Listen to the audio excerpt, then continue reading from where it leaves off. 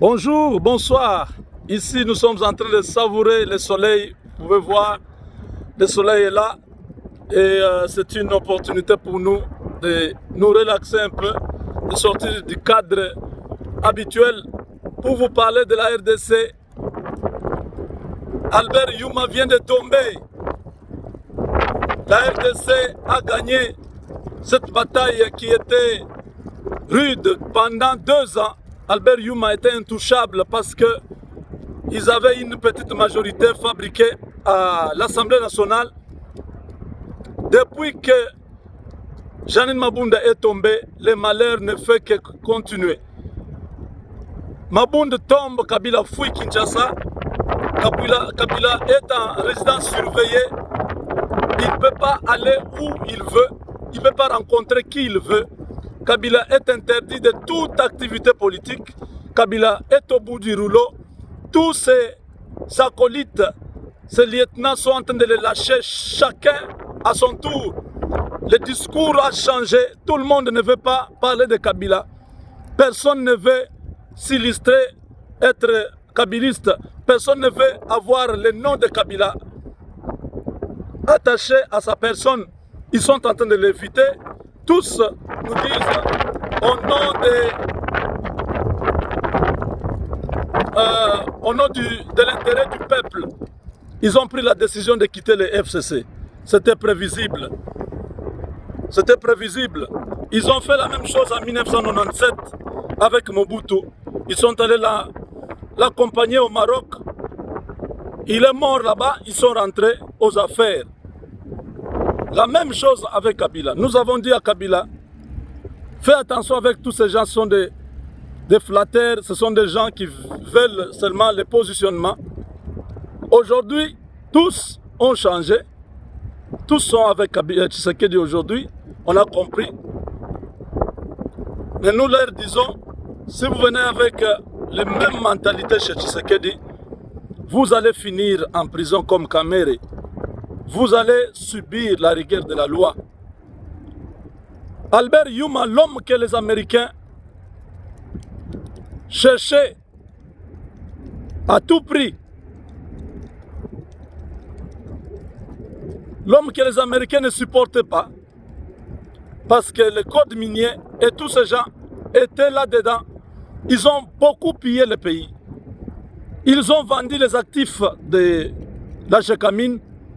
Ils ont vendu les concessions minières de la Gécamine aux Chinois, à tous ces gens. Kabila s'est approprié lui seul plus de 63 permis d'exploitation dans les domaines miniers. Et tous ces permis d'exploitation sont en ce moment en ballottage parce que Albert Yuma vient de tomber. Beaucoup de secrets vont sortir. Ça fait 6 fois qu'Albert Yuma était toujours élu à la tête de cette institution. Je ne sais pas, c'est un mandat de 5 ans. Si c'est un mandat de 5 ans, donc Albert Yuma a fait 30 ans. Je ne sais pas. C'est un mandat de 3 ans, peut-être. 3 fois 6, ça fait 18.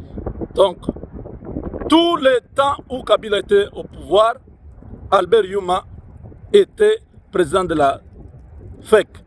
C'était l'homme qui protégeait les biens de la Kabylie, parce qu'avant c'était, je crois, Mbemba Salona était aussi président de la FEC avant. Et bon, les choses doivent changer. Albert Yuma a le secret de Kabila. Albert Yuma sera arrêté directement et mis en prison. Il est derrière plusieurs dossiers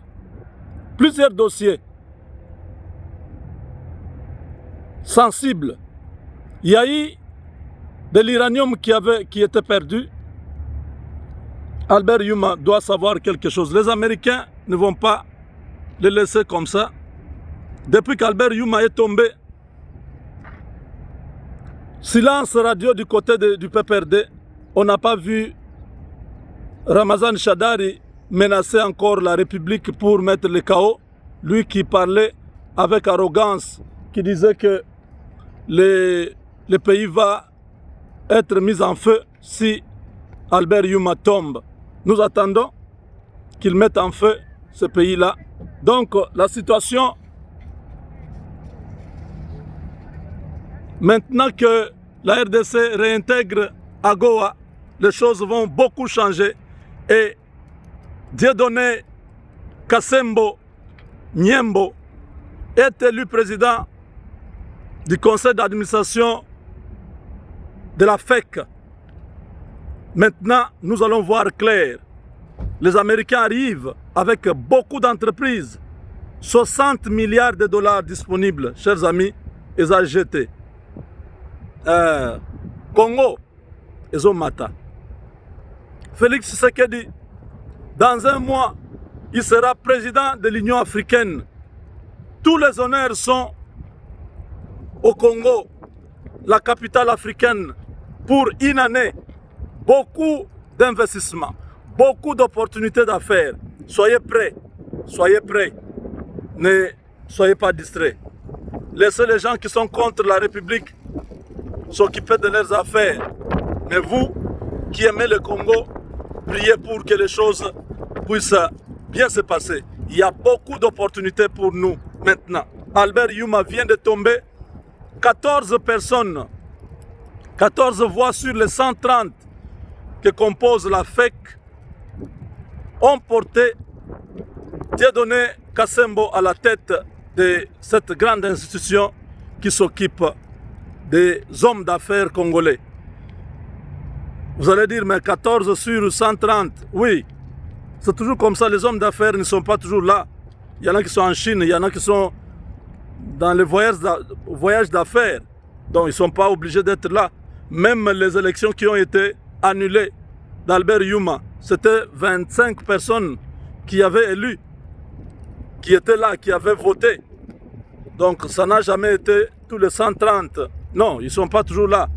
Donc voilà, le Conseil d'État a supervisé les élections et nous avons un nouveau président de ce Conseil. Toutes nos félicitations et fructueux mandat à M. Dieudonné Kassembo Nyembo, que je vais rencontrer quand il sera ici aux États-Unis très bientôt. Au revoir. Parce que nous avons les partenariats stratégiques, nous allons travailler avec cette nouvelle administration. Avec Dieu, nous vaincrons.